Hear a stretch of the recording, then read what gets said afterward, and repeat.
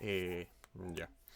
Buenas noches. Espero que si están viendo esta grabación no sea de madrugada, así que espero que sean buenos días. Bueno, me presento, soy Diego Román, ayudante de electrónica de potencia, y en este video voy a realizar la clase respecto al tópico de convertidores AC/DC, principalmente convertidores de 12 pulsos y de 6 pulsos con transformador. Los dos ayudantes encargados de esta sesión, Josefa Busquets y yo, Diego Román, y nuestro profesor, el profesor Matías Díaz.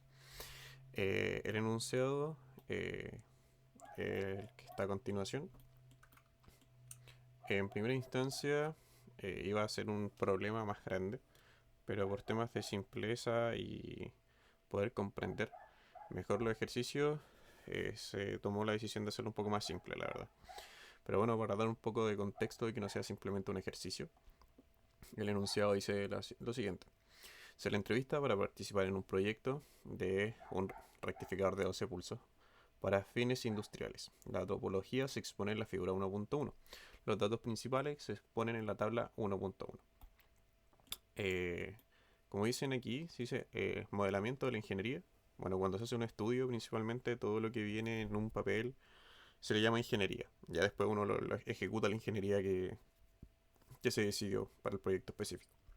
Este caso en particular no es del todo real, puesto que en el lado derecho de los rectificadores por lo general van muchas cosas más, convertidores de SS, distintos tipos de carga, pero en este caso en específico es una carga resistiva, puramente resistiva.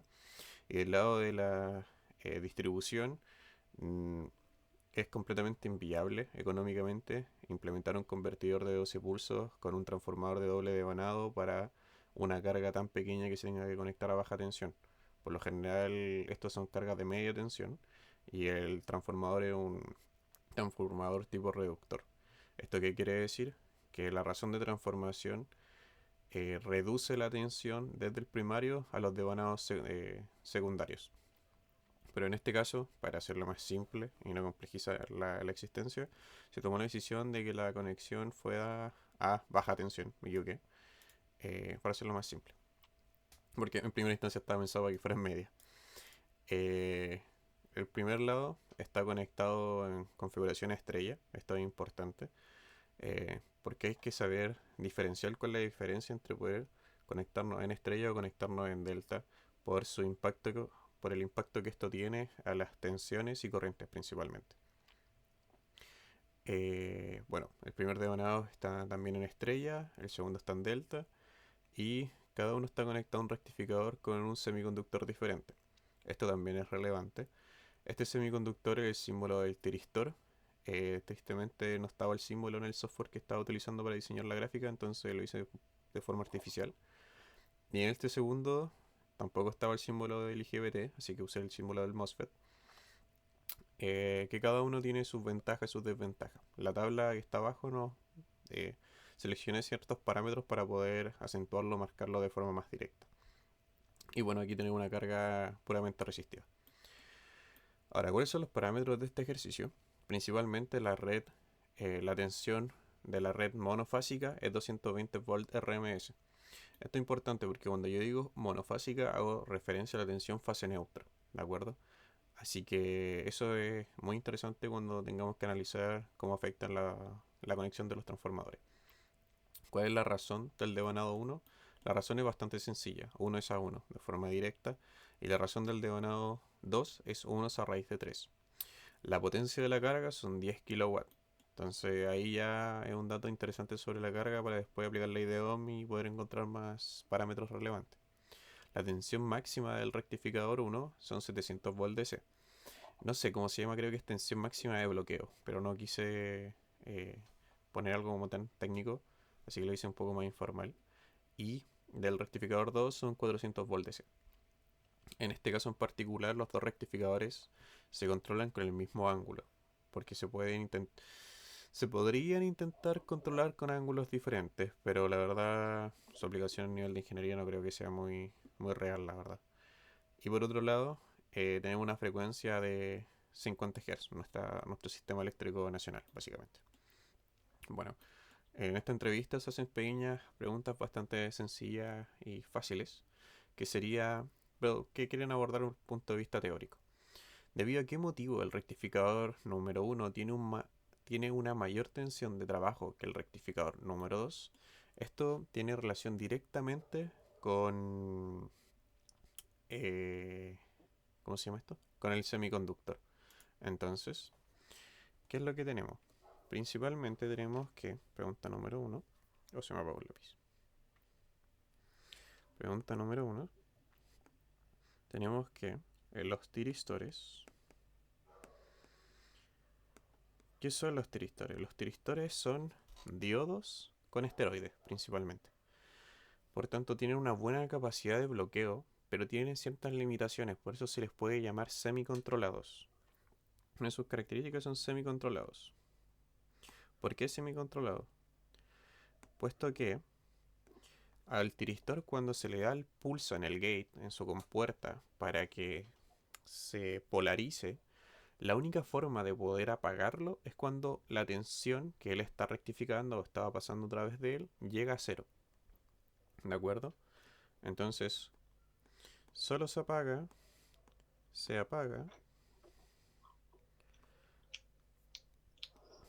cuando la tensión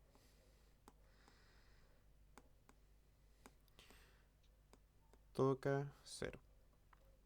Ahora, alguien pensó, quiero ser un Contreras de la vida y quiero hacer lo contrario.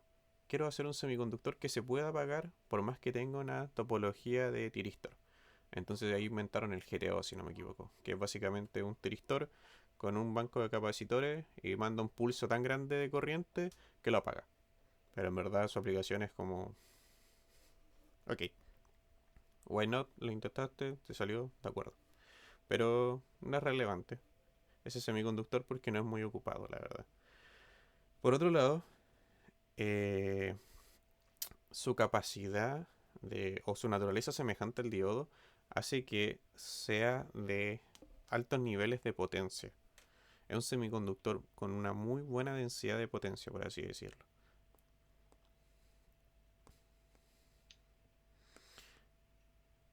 Por ende, tiene un alto nivel de tensión de trabajo y de corriente. Es bueno en estos dos aspectos. Entonces, la verdad, que decía, ya, principalmente porque es un tiristor. Y eso hace que tenga esta facilidad.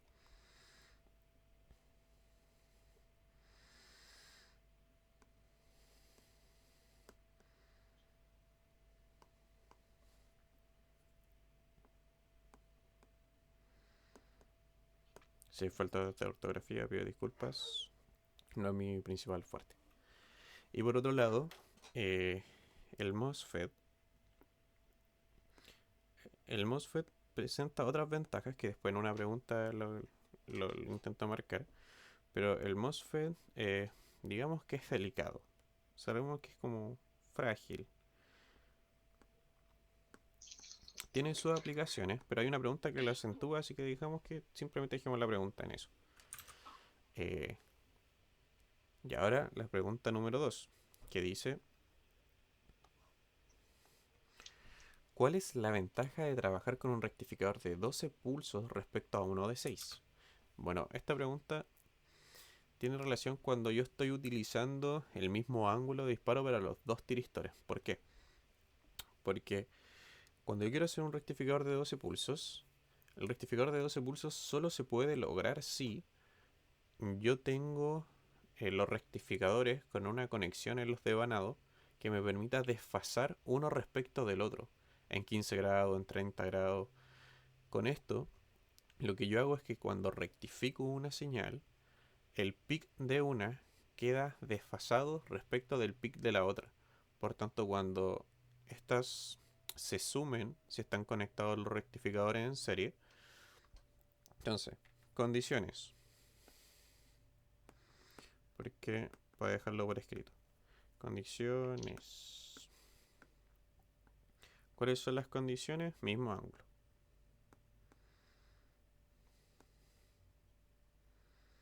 Condición 1, mismo ángulo. Segunda conexión, conexión en serie. ¿qué más podemos decir? Yo diría que esas son las dos principales. Entonces, ¿cuáles son las ventajas si nosotros conectamos con el mismo ángulo, y en serie? Lo que nosotros tenemos es lo siguiente. Es una fuente de tensión conectada con otra fuente de tensión y aquí una carga. Pensemos que es nuestra carga tipo R. Aquí tenemos más menos, más menos. Entonces, si una tiene esta forma y la anterior tiene esta forma, lo que nosotros vamos a percibir va a ser un valor relativamente constante, o no es que relativamente, va a ser un poquitito más parejo. Convengamos que esta línea no va a estar acá, sino que va a estar más arriba, porque es la suma. Va a ser, si lo intento hacer como un poco más representativo, la suma va a ser esto. ¿De acuerdo? Entonces esto es un poquitito más uniforme. Entonces la ventaja de esto, de un rectificador de 12 pulsos, es que al intentar asemejarse a una onda constante, intentar asemejarse a un pulso, ¿qué es lo que yo logro? Es disminuir la distorsión total armónica, el THD. ¿De acuerdo? ¿Por qué yo quiero disminuir el THD? Me enseñaron que yo hago con Fourier, lo analizo, hay distintas frecuencias y mientras menos frecuencia o señales contaminantes yo tenga, mejor. Ahora, ¿por qué? Porque estas señales, estas formas de onda, que al final son energía, se transmiten o se transforman en el aparato real. Por ejemplo, en un motor, estas ondas contaminantes no se van a convertir directamente en energía mecánica, sino que, o sea, en energía mecánica que nosotros podamos utilizar a través del eje del rotor, sino que nosotros la podemos terminar convirtiendo en calor, en vibración, en motores que cada vez suenan peor. Es una historia, recuerdo que mi abuelo me decía, yo cuando era joven hacía que motores trifásicos, cuando se rompía un devanado, hacerlos bifásicos y seguían funcionando. Y él súper orgulloso.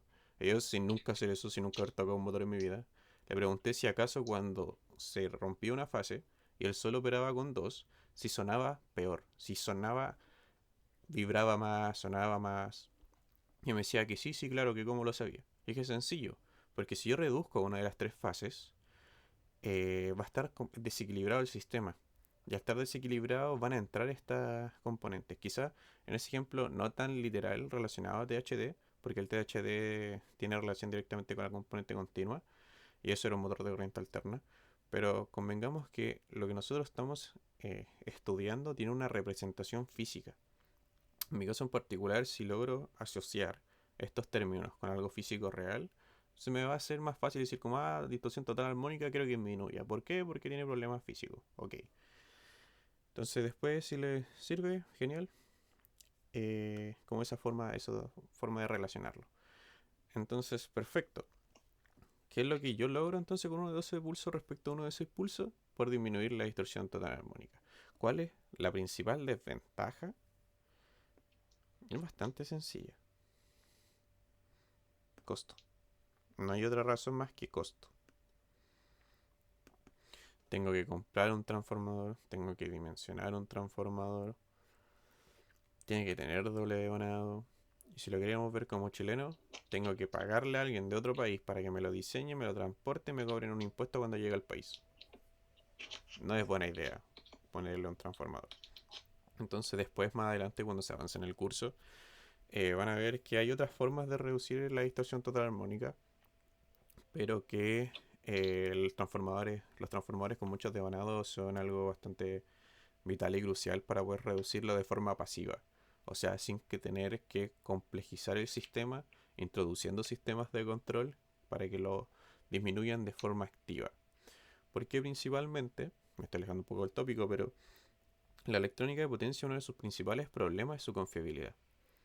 Entonces, si yo tengo un sistema que ya de por sí los semiconductores son complejos, los miro feos, se queman, lo asocio a sistemas de control muy complejos, muy susceptibles a fallos, es muy fácil que estos dispositivos dejen de funcionar. Y si dejan de funcionar, posiblemente me cueste más 3 horas de una minera, de un molino monedor de cobre o fundidor de cobre, sin trabajar, que un devanado de 12 pulsos que me lo manden, que me lo traigan desde China. Entonces, ahí después, en la parte de ingeniería, cuando ya salgan, tienen que decir, ok, ¿qué hacemos? ¿Invertimos en un sistema de control y diseñamos nuestro propio sistema de control? ¿O a lo tonto y a lo bruto compro un pedazo de fierro gigante el porte de una casa y me va a durar siempre? Entonces, no sé si tristemente, pero yo creo que varios van a decir, mejor compro el pedazo de fierro que sé que me funciona y chao. Entonces, esas son lógicas o cosas que van a tener que empezar a decidir. Pero eso ya va por otro lado. Tercera pregunta. ¿Cuál es la razón por la cual la razón del devanado 2 tiene ese factor de 1 es a raíz de 3? ¿Qué inconvenientes tendría tener una razón diferente? Ok, esa pregunta la quiero hacer porque muchos se papean y dicen, no, delta 1 de raíz de 3. ¿Por qué? Porque sí, why not? Y la razón es esta grafiquita que se puede ver acá. Primero, vamos por parte. La estrella. Yo en estrella, ¿cuáles eran los parámetros que nosotros teníamos en el sistema? Teníamos que VAN va a ser igual a raíz de 2 por raíz de 3 por 220 por seno de omega t, ¿cierto? Tenemos que V a B es igual a raíz de 6, que tendrías que multiplicarlo, por seno de omega t menos 120 grados. Estamos, me equivoqué, ahí sí. V, esto es una B, Cn, que es igual a lo mismo. Entonces me ve feito.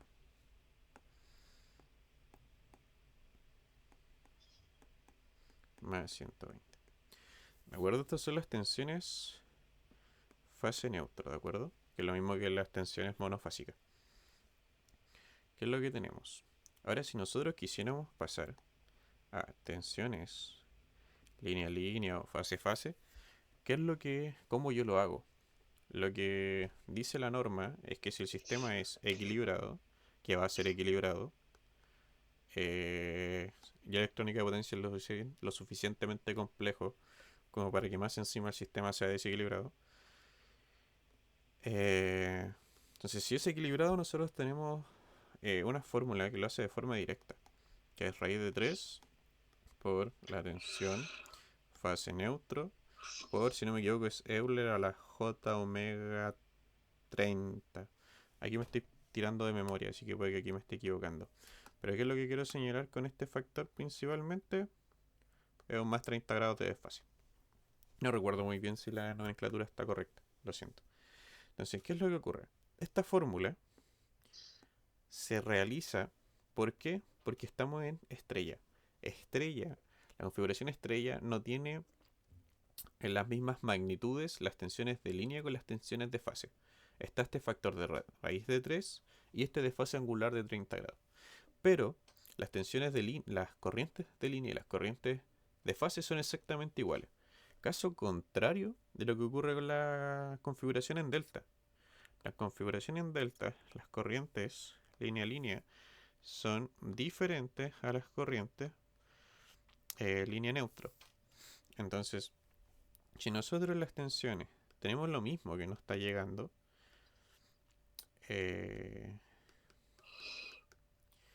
raíz de 6, raíz de 6, raíz de 6, 220, 220, 220, por seno de omega t, seno de omega t. Me gustaría poder llegar a copiar y pegarlo, pero lo intenté en la mañana y no me resulta. Más 120 grados. ¿De acuerdo? Cuando yo paso a las tensiones línea a línea, son iguales. Son exactamente idénticas. Entonces, ¿qué es lo que ocurre? Yo no tengo este factor de raíz de 3. ¿Y cuál es el problema de no tener este factor de raíz de 3 es que cuando nosotros vayamos a hacer la rectificación, cuando estemos rectificando la onda y podemos lograr estos pulsos, las tensiones que se rectifican son las mayores diferencias de tensión. Entonces, el rectificador que tenga sus devanados conectados en estrella va a tener niveles de tensión superior. Por tanto, lo que nosotros estaríamos viendo en la práctica es que, por ejemplo, si la componente rosada, o para mí rosado, está de acá, fuera en delta, su razón sería más chiquitita, sería más pequeñita. Entonces, ¿qué es lo que estaríamos haciendo nosotros si la grande no existiera? Es un sistema completamente desbalanceado, con una distorsión total armónica completamente más grande. Entonces, es desventajoso poner dos rectificadores con diferentes niveles de tensión. ¿De acuerdo? Entonces, las cosas que nosotros tenemos que hacer es lograr que estos dos niveles de tensiones sean iguales. O sea, sean, sean lo más próximas la una a la otra. ¿De acuerdo? Entonces esto lo voy a borrar. Y espero que las personas no vean simplemente el PDF, también vean eh, la grabación, o si no, no van a entender por qué borré. Ah, lo dejaré. ¿De acuerdo? Entonces eso es muy importante. De hecho, ni recuerdo que estoy preguntando. Ah, sí, el RAID de 3. Entonces, tenemos la razón. Decimos que A1 es igual a 1 es a 1. Y A2 es igual a 1 es a raíz de 3. ¿Y qué significa esto? A1, que sería 1 dividido 1, va a ser igual a la tensión del lado primario dividido la tensión del lado secundario. Ok, entonces en este caso tenemos que la tensión del secundario va a ser igual a la tensión del primario. Sencillito. Estas tensiones de primario y estas tensiones de secundario son las fase neutro. ¿De acuerdo? Las tensiones con las que nosotros estamos alimentando cada fase. Pero en el caso de V, o sea, de la razón 2, donde tenemos 1 es a raíz de 3. Entonces tenemos aquí lo mismo. Primario, secundario. Y si nosotros separamos, tenemos que Bs es igual a Bp por raíz de 3. Por un momento pensé que me había equivocado y iba a entrar en pánico. Entonces, ¿qué significa? La tensión que nosotros vamos a tener en la salida va a ser igual a la tensión del primario multiplicado por raíz de 3. Entonces, si nosotros aquí tenemos 220 por raíz de 2, claramente aquí me equivoqué. Todas estas magnitudes están malas. Espero que ustedes en sus casas se hayan dado cuenta. Pim, pim, pim, pim. Pim, pim, pim, pim. Raíz de 2, raíz de 2. Raíz de 2, raíz de 2, raíz de 2. Lo siento, lo siento. Upsi. Esto es raíz de 2 por 220. Esto es lo que tenemos de la delta. Y cuando multiplicamos por raíz de 3, obtenemos lo mismo que está en el lado de la estrella. Entonces, esa razón se elige específicamente para que los niveles de tensión sean iguales. ¿De acuerdo? Así que por favor, la próxima vez que le pregunten por qué, no digan por qué sí. Es por eso. Ya, ¿cuál es la siguiente pregunta que me inventé? ¿Qué ventaja presenta el rectificador 2 respecto al rectificador 1? Bueno, de partida, los MOSFETs, creo que eso lo pude haber preguntado todo junto, la verdad, en la primera, pero bueno. El MOSFET, ¿cuál es su ventaja? Son controlados. Partamos por lo primero, son controlados. ¿Qué significa que sean controlados? Significa que, a ver, aparte de ser controlados, funcionan por tensión. Yo le doy tensión al gate, a la compuerta, y esta tensión va a permitir el paso de corriente. Yo dejo de dar tensión y va a impedir el paso de corriente. Entonces, los MOSFET tienen que estar constantemente alimentados para que puedan conducir. Eso es algo realmente importante, ¿de acuerdo? En cambio, el tiristor yo le doy un pulso, dejo de darle energía y va a conducir hasta que haya cruce por cero. Así de sencillo. En cambio, el MOSFET no. Yo digo cuándo tiene que estar funcionando. Entonces la gracia de que sea por tensión es que esto es más rápido. Y si es rápido, ¿qué significa esto? Que si yo quiero que esto funcione en un puro pulso, en un instante, en 0.001 segundos, en 0.00115 segundos, lo que ocurre en la vida real no es que se da ese pic de forma constante, posiblemente sea algo así, como unas alitas. Estas áreas es energía que se va a disipar, es energía que no estoy aprovechando o que me está generando contaminación. Entonces, la ventaja del MOSFET sea más rápido es que estos peaks o estos instantes van a ser más rápidos. ¿Y qué es lo que ocurre? Este pulso puede que fácilmente sean de 10 kilowatts de potencia. Entonces, estas áreas ya no son tan áreas chiquititas, ya no son algo tan despreciable. Entonces, si yo algo que sea rápido, sea veloz, es más eficiente el sistema. Y alguien puede decir, oye, pero al MOSFET yo le tengo que estar dando atención todo el tiempo para poder polarizar lo que conduzca. En cambio, el tiristor no. Entonces, el tiristor es más eficiente en ese aspecto porque necesita menos tiempo de estar alimentándolo. Pero aquí hay que distinguir que los componentes tienen dos aspectos. Tienen el aspecto de potencia y el aspecto de control. Entonces, en la parte de potencia, en la conducción de energía, ahí están las verdaderas disipaciones, ahí está el verdadero calor, las pérdidas, la eficiencia de un dispositivo. En cambio, en el lado de control no, porque los niveles que se manejan serán que 12 volt, 15 volt, 20 volt. En cambio, el otro lado podemos estar hablando de 1000 volt a 100 amperes. Entonces, aquí distinguir eso y darse cuenta que estas cosas no se mueven simplemente porque digo que se mueven. Es porque un lado de control manipula y permite la operación del lado de potencia. ¿De acuerdo? Entonces, principalmente, esa es una de las ventajas. Y la otra, que también es bastante interesante, es que es bidireccional. ¿Cuál es la ventaja de bidireccional? En este caso, con un MOSFET casi no tiene ningún sentido. Pero pensemos que es un IGBT. Un IGBT, en este contexto, lo que nosotros estamos haciendo. Oh,